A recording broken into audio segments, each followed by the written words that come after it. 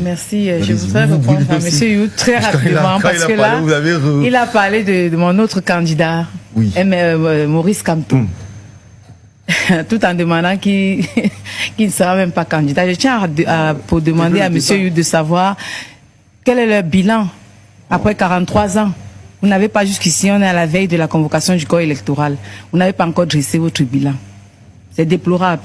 Et selon vos propres collaborateurs, vos propres militants, Paul Biya n'est pas à même d'être candidat du RDPC.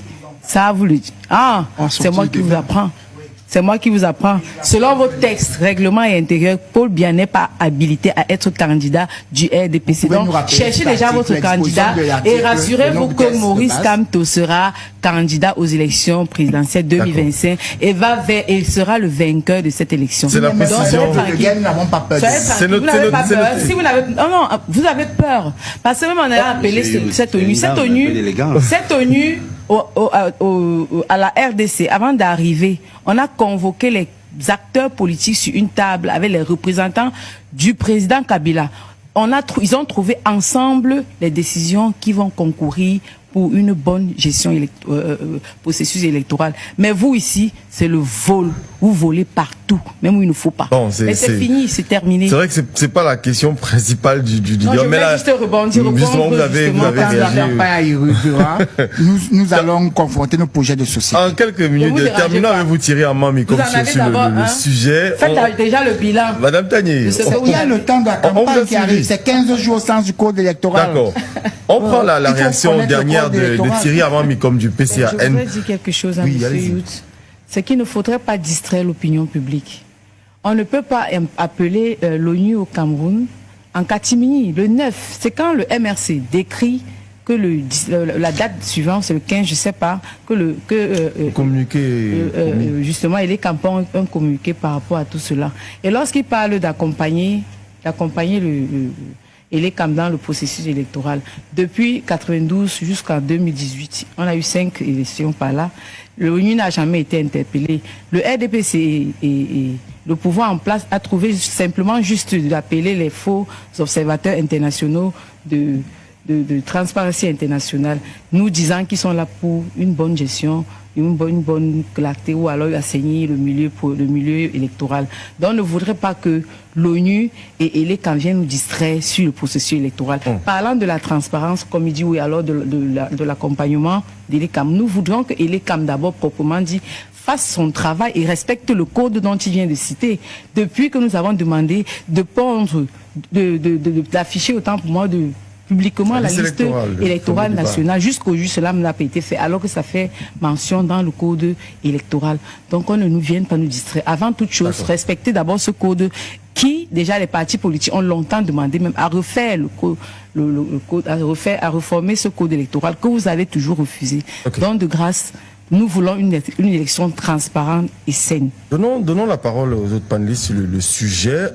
Junior Abena, tout à l'heure, Jean-Claude Youth parlait de la Côte d'Ivoire. Il a évoqué la Côte d'Ivoire et dans sa dernière sortie le 14 mai, le professeur Maurice Kamto a fait à cette allusion-là, justement le rapprochement avec la crise post-électorale qui a été vécue du côté de la Côte d'Ivoire. Est-ce que cette arrivée de l'ONU annoncée, on peut créer ce rapprochement-là, c'est-à-dire que comme l'ONU intervient au Cameroun dans l'organisation des élections, on peut s'attendre à voir ce qui s'est passé en Côte d'Ivoire. Est-ce qu'on a des raisons de se méfier de la présence onusienne dans les élections au Cameroun d'après vous? C'est une question, mais dans la question, réellement, il y a déjà une réponse sous-jacente. Moi, je pense que le débat est là. Il est vraiment au niveau de l'opportunité de la présence onusienne au Cameroun.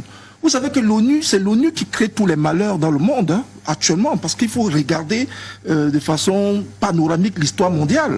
On voit les conflits un peu partout. On voit en RDC, on voit partout, au Soudan, divisé, parce qu'en réalité, depuis la Deuxième Guerre mondiale, l'ONU, c'est une institution, c'est une fabrication des vainqueurs. Il fallait diviser un peu partout, il fallait rétablir, redistribuer. Et le Cameroun vit cette histoire. C'est un contentieux historique. Et moi, je suis un peu très embêté que nos politiques restent braqués sur des détails opérationnels. Mais il faut aller même au cœur même du fonctionnement de l'ONU. Qu'est-ce que l'ONU a fait jusque depuis les années 60, avant même l'indépendance même? Tout ce que les UPCistes, c'est-à-dire des pères fondateurs de cette nation, sont allés plaider pour la l'unification du Cameroun, qui pose un problème jusqu'aujourd'hui, c'est l'ONU. On ne va pas revenir ici sur l'ensemble des pétitions que les Camerounais ont envoyées à l'ONU jusqu'à récemment encore. Il y a des partis politiques qui ont accusé le Cameroun dans les institutions à l'international et qui sont des institutions, des organes de l'ONU. Bon, est-ce que l'ONU a apporté des réponses factuelles aux problématiques des Camerounais, c'est-à-dire la crise du Nord-Ouest et Sud-Ouest? Est-ce qu'on a vu une certaine résolution pour essayer d'embrigader ou bien pour mettre en place une des réformes qui vont ramener un Cameroun dans la paix? On n'a pas vu l'ONU. Venez parler ici de cette caution morale ou financière, ou bien même de l'appui technique, les observations, l'observatoire électoral, vont renforcer les capacités. Mais qu'est-ce que nous attendons d'une structure comme l'ONU? Ce n'est pas à la veille de la convocation du corps électoral que l'ONU vient dans un pays. C'est-à-dire qu'on connaît qu'il y a les élections présidentielles au Cameroun, c'est connu depuis très longtemps, depuis 7 ans. Donc l'ONU savait bien que le Cameroun est dans une situation, dans une démarche délicate, et nous pensons que l'ONU devait apporter son expertise depuis longtemps. C'est-à-dire que renforcer la capacité, la logistique de l'ECAM et tout ça, ce n'est pas à la veille. C'est-à-dire que là, nous sommes déjà... Vous avez un problème de timing. Non, le timing nous laisse croire. C'est-à-dire que nous, c'est juste une sorte d'analyse. Hein, parce que lorsque vous ne pouvez pas engraisser votre porc le jour du marché, il faut l'engraisser bien avant. On sait comment on met tout un ensemble de choses pour engraisser le porc. Donc vraiment, quand l'ONU arrive dans une situation où il y a une tension sociale, il y a des tensions politiques au cœur même de l'ensemble des partis pris. On comprend qu'il y a quelque chose qui est malsain, qui a toujours été comme ça. Parce que si on ne dit pas ça au Camerounais, ça veut dire que nous ne sommes pas sincères. L'ONU n'a jamais accepté de laisser le Cameroun être un pays, c'est-à-dire que dans sa souveraineté réelle et conforme, parce que l'ONU a toujours été là pour biaiser et gérer un agenda international. Bon, quel est donc cet agenda international que l'ONU essaie de vouloir protéger? C'est de ça qu'il est question. Ce n'est pas une histoire du RDPC ou du MSC ou bien... Moi, je pense qu'il faut sortir de ce genre de clivage qui ne nous garantissent pas une traçabilité. Il faut comprendre tout ce que l'ONU a déjà fait dans le monde. On voit la Corée divisée en deux. Il y a une Corée du Nord, Corée du Sud. C'est l'ONU.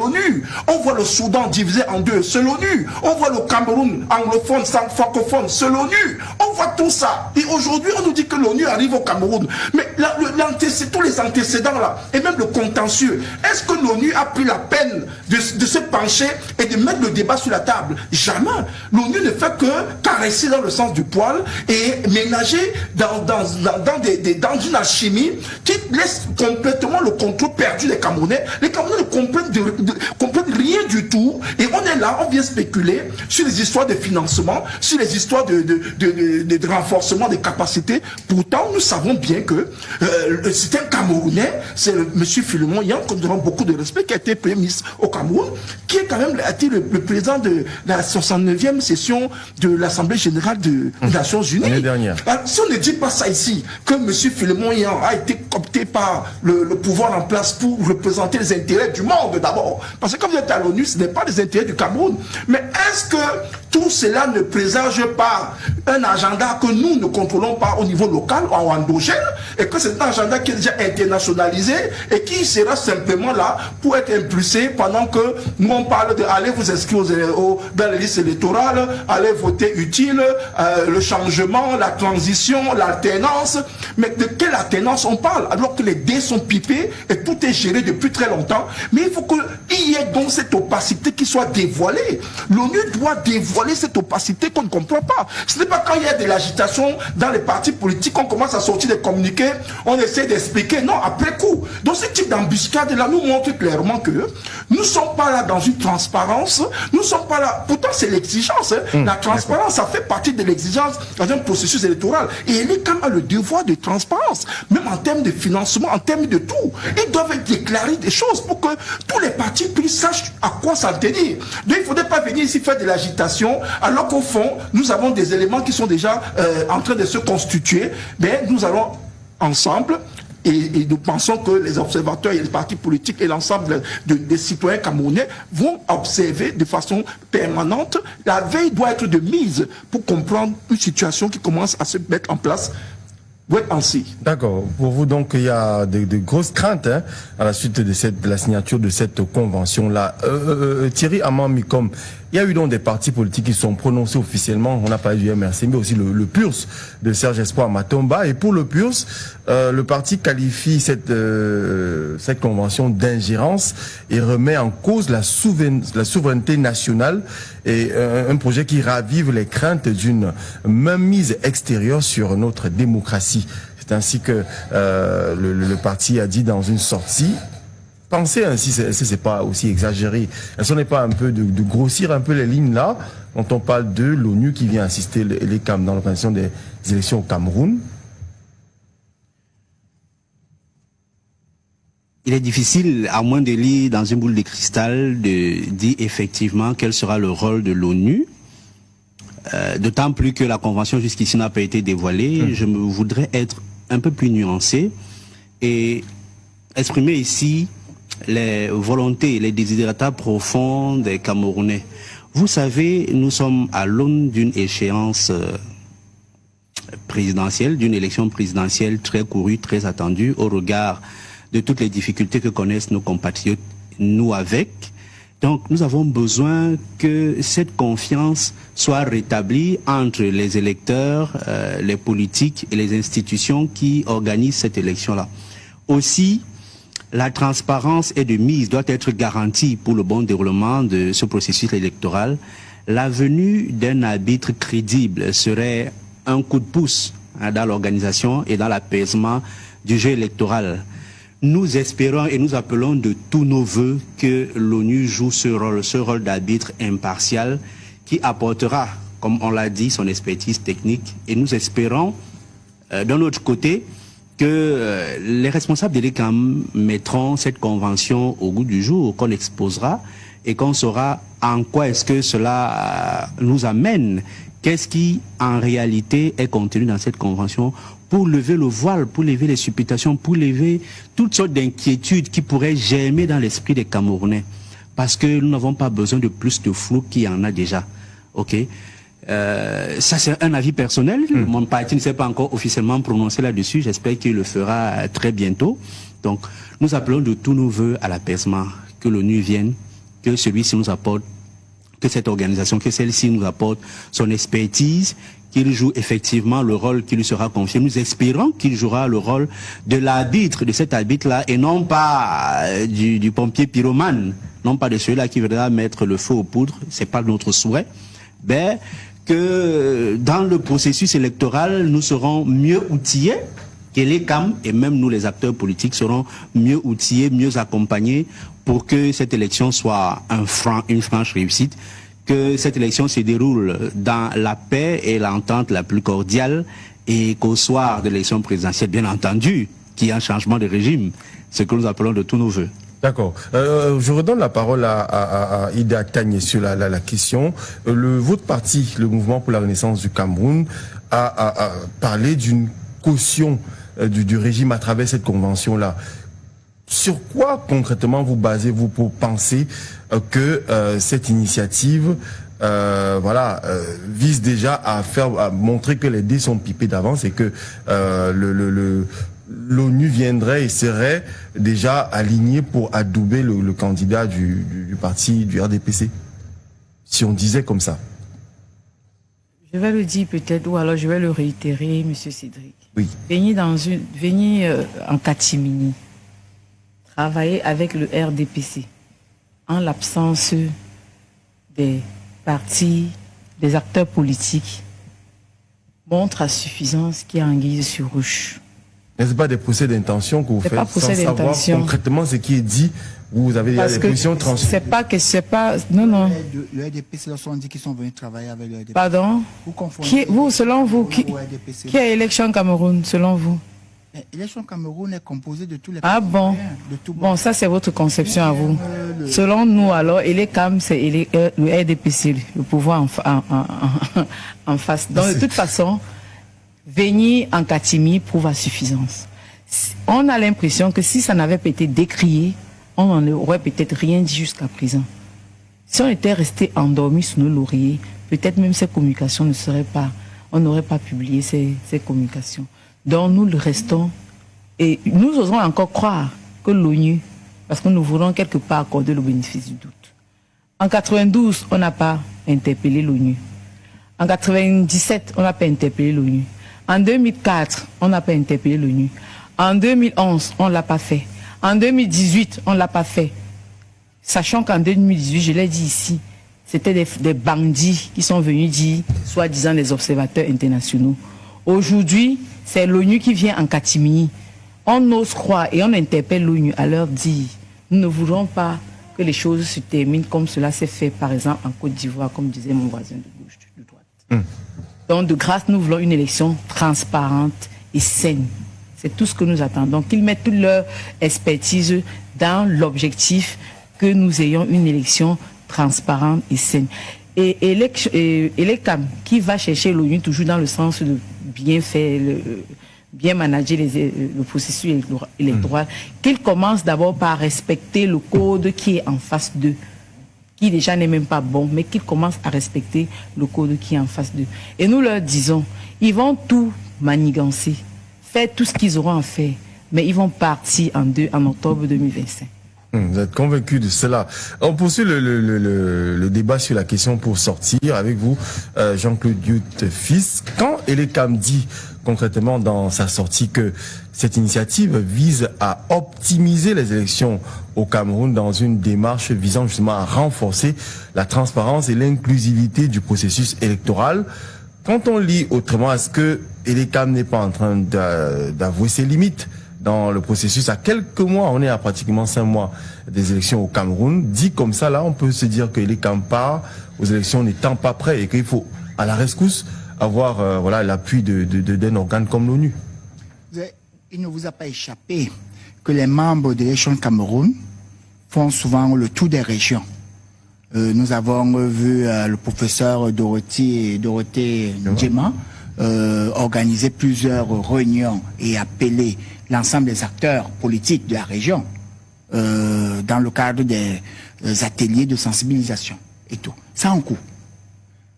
Alors, si par exemple, l'Élection Cameroun a besoin de multiplier ce type de concertation et d'assises et voudrait améliorer la qualité et les optimiser, peut-être ces budgets peuvent être limités, mais en temps, peut trouver en un partenaire onusien la capacité à pouvoir multiplier à profusion ce type de rencontres. Et donc nous de tous les acteurs politiques, nous nous retrouvons souvent dans ce type de rencontres.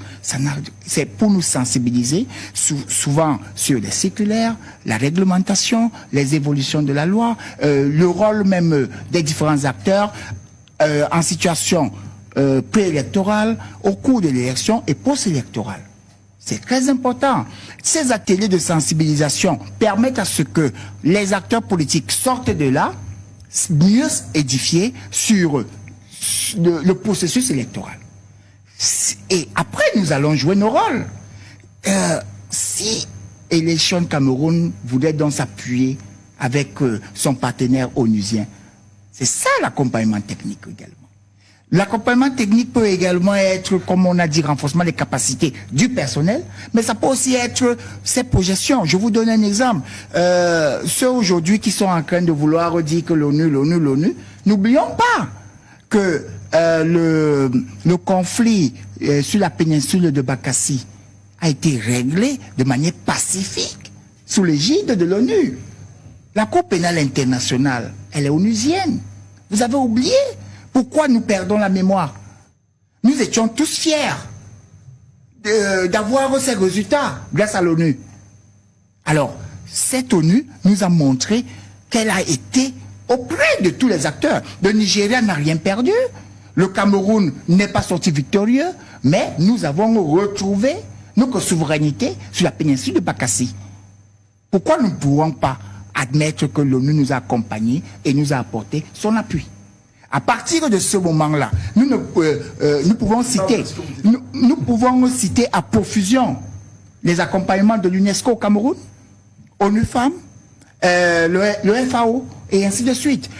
Depuis quand nous avons commencé à questionner l'accompagnement de l'ONU par rapport même aux réfugiés, ou bien aux déplacés internes, ou bien même à la lutte contre la sous-alimentation, ou bien même les maladies, les pandémies. Est-ce que vous savez que à date où nous vous parlons, les techniciens médecins de l'ONU accompagnent les populations camerounaises à l'extrême nord pour lutter contre la méningite et tout le reste?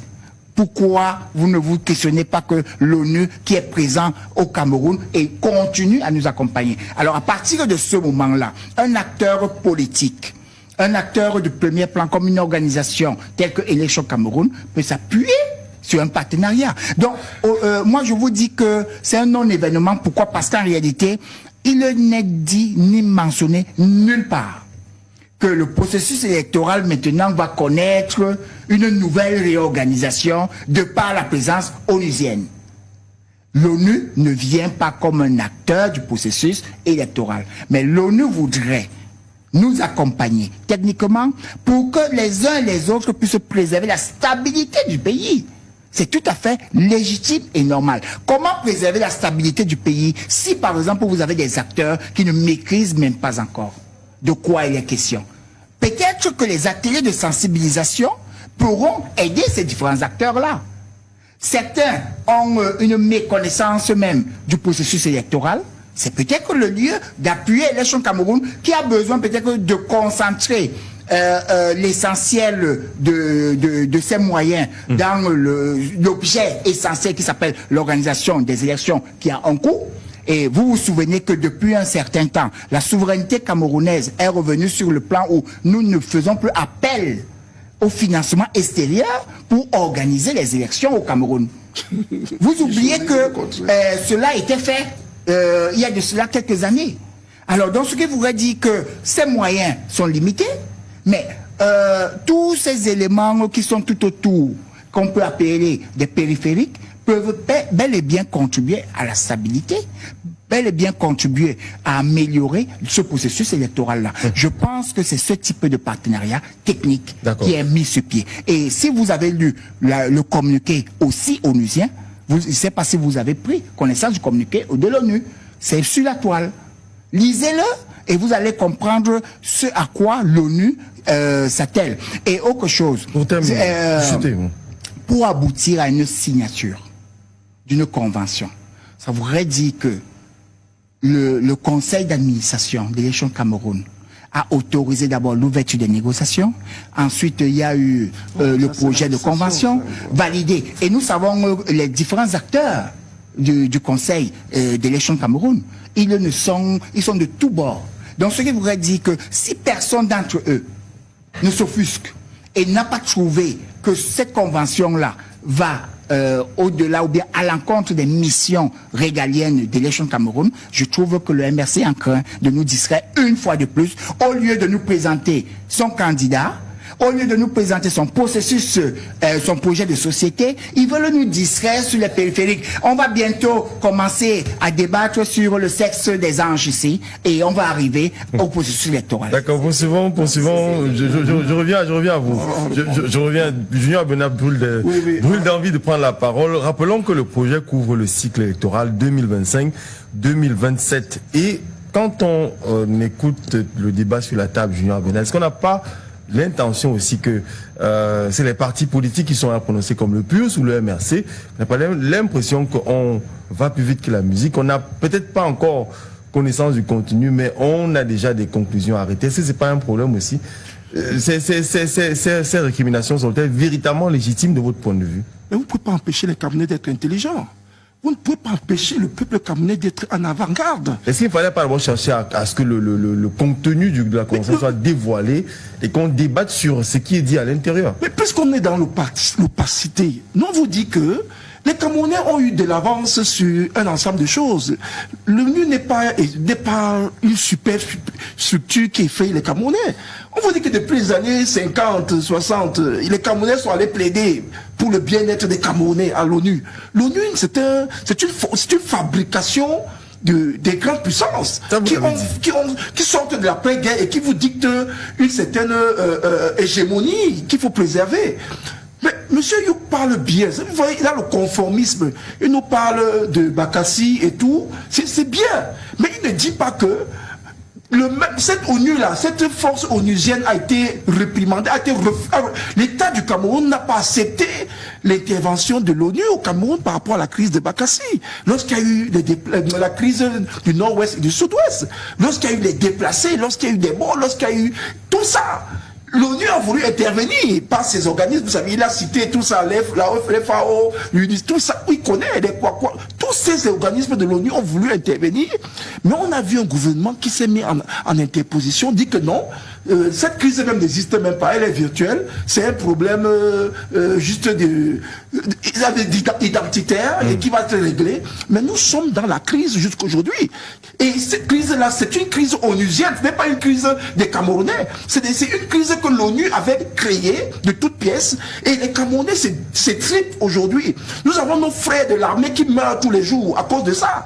Tous les jours dans nos villages, nous enterrons nos militaires qui tombent au champ. Et je profite de cette occasion de présenter toutes mes références à nos forces de l'ordre, à nos forces nos forces d'armée, nos militaires qui se battent tous les jours pour essayer de conserver cette territorialité. Sinon, le Cameroun part en émietté. Parce que c'est un conflit où on voit même des étrangers qui pénètrent, des incursions qui viennent de partout. L'ONU n'agit pas, l'ONU n'est pas là.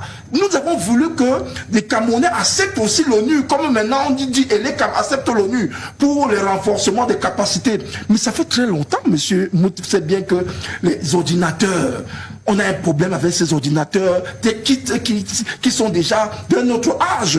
Ce n'est pas aujourd'hui que l'ONU pense qu'à quelques jours de la convocation du corps électoral, il faut commencer à faire une campagne de promotion à la citoyenneté, il faut aller vous inscrire aux... Non, ce n'est pas de ça qu'il est question. Nous, on est ici dans un agenda international où l'ONU est en train de repositionner son échiquier au niveau du golfe de Guinée. Si on ne dit pas ça ici, on n'est pas sérieux. C'est-à-dire que moi, je ne veux pas rentrer dans les histoires des conflits camerounais, c'est-à-dire que dans des replis identitaires, dans des clivages politiciens, il faut voir l'histoire dans une configuration géopolitique. Et c'est de ça qu'il est question. Est-ce que l'ONU est en train de vouloir reprendre son influence au niveau du golfe de Guinée? C'est de ça qu'il est question. Si l'ONU pense que c'est une opportunité pour elle de s'impliquer davantage aux problèmes qui concernent cette zone-là, elle va le faire. Elle va payer le prix qu'il faut. Mais sauf qu'il faudrait que les acteurs soient sérieux en nous disant que lorsque l'ONU arrive dans un pays, c'est toujours des problèmes. Pour qu'ils arrivent, c'est trop facile, mais quand ils repartent, là, il faut compter des jours, il faut compter des années. Je vous dis que le conflit qui est en RDC aujourd'hui, qui divise les Congolais, c'est-à-dire qu'on parle des Tutsis qui sont au Rwanda et les Tutsis qui sont au Congo, les M23, l'ONU est là-bas, tous les casques, tous ces forces unitaires sont là-bas. On vous parle des milliers de morts, des déplacés. On vous parle de Goma, c'est une ville qui est déjà envahie par une milice qui est fabriquée, instrumentalisée par le Rwanda. Le Rwanda qui a toutes les conventions avec l'Union européenne, les Américains et tout, pour l'exportation des matières premières. Comment comprendre que l'ONU, qui est au cœur de tous ces enjeux-là, n'intervient pas logiquement? L'ONU perd la face. Aujourd'hui, on nous parle des blocs qui sont constitués, on vous parle des BRICS, on vous parle de tout ça, et l'ONU est en train de perdre cette influence-là. Et c'est de ça qu'il est question. Donc si c'est une ouverture, une fenêtre disponible par rapport au golfe de Guinée, que l'ONU veut se réinventer et se reconstituer, je vous dis, il faut faire très très attention, parce que là c'est de la on parle là de la géopolitique et la géostratégie, il faut faire très très attention. C'est noté, c'est noté. Peut-être rapidement, Madame Tanier, un mot et on conclut avec Thierry. Sur la suite. Merci. Je voudrais répondre à M. You très rapidement, parce que là, il a parlé de mon autre candidat, oui. Maurice Kamto. Tout en demandant qu'il ne sera même pas candidat. Je tiens pour demander à M. You de savoir quel est le bilan après 43 ans. Vous n'avez pas jusqu'ici, on est à la veille de la convocation du corps électoral. Vous n'avez pas encore dressé votre bilan. C'est déplorable. Et selon vos propres collaborateurs, vos propres militants, Paul Biya même n'est pas à même d'être candidat du RDPC. Ça, vous le dites. Ah, c'est moi qui vous apprends. C'est moi qui vous apprends. Selon votre texte, règlement et intérieur, Paul Biya n'est pas habilité à être candidat du RDPC. Donc, cherchez déjà votre candidat et rassurez-vous que Maurice Kamto sera candidat aux élections présidentielles 2025 et sera le vainqueur de cette élection. C'est la précision. Nous n'avons pas peur. C'est Vous n'avez pas peur. Si vous n'avez, non, vous avez peur. Parce que même on a appelé cette ONU, à la RDC, avant d'arriver, on a convoqué les acteurs politiques sur une table avec les représentants du président Kabila.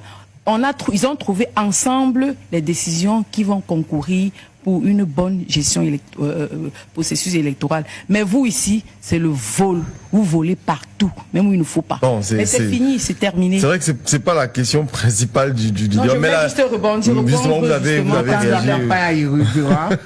Nous allons confronter nos projets de société. En quelques minutes, terminons avec vous, Thierry Amami, comme sur le sujet. Faites déjà le bilan. Madame Tanier.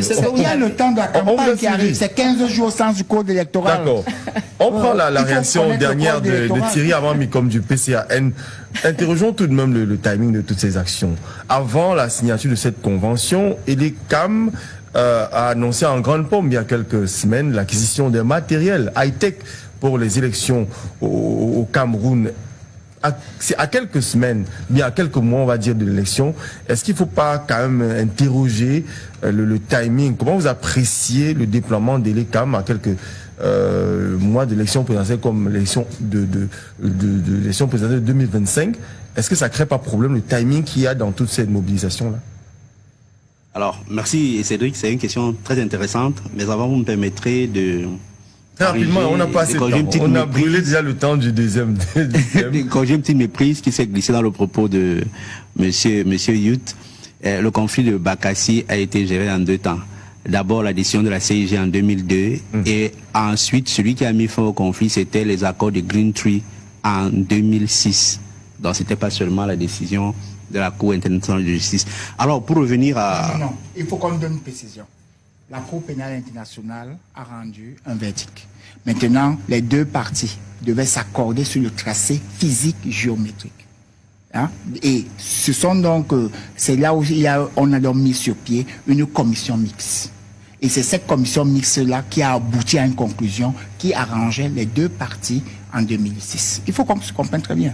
C'est pas la même chose. Le verdict de la CPI est le seul qui avait foi juridiquement. Maintenant, comment appliquer ce verdict-là sans toutefois que les différents États puissent contester? C'est là où le président Obasanjo et le président Paul Biya se sont accordés à travers les assises de cette commission mixte. Bien, monsieur Cédric, notons tout de même qu'à 92, je me rappelle, il y avait de l'engouement autour du SDF. Les Camerounais étaient vraiment engagés et ont voté massivement en 92.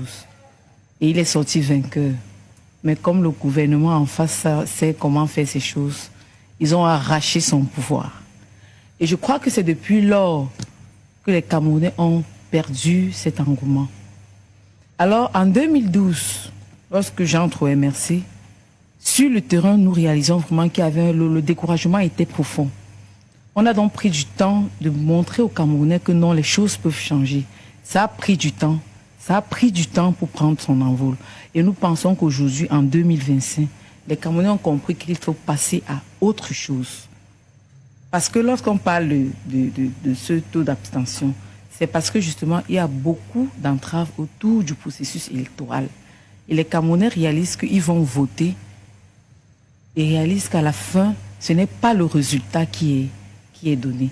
Mais en 2025, on interpelle donc tous les Camerounais de voter et de défendre son vote.